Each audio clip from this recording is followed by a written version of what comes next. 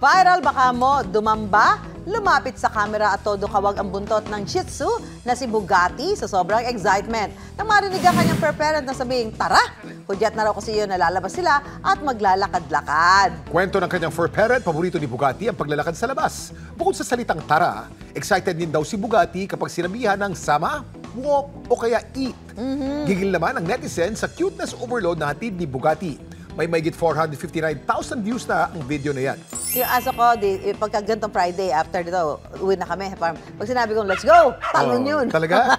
Yung mga aso naman namin sa loob, pag binuksan namin ang pinto at sinigawan namin ng wii, sabay-sabay yan, tatakbo palabas yan. Iihi yan. Sabay-sabay sila? Sabay-sabay iihi. Ang galing naman! Tapos pag bukas namin, nakaihi na sila lahat. Oh my God, ang galing! Galing. Ilan yun? Aso na yun? Ang panloob namin, 11, ang nasa labas namin, ang total namin 47. Sabay-sabay sila. Iihi talaga, no? Talagang ano sila na, kumbaga parang nasa training. Training. Na training nila.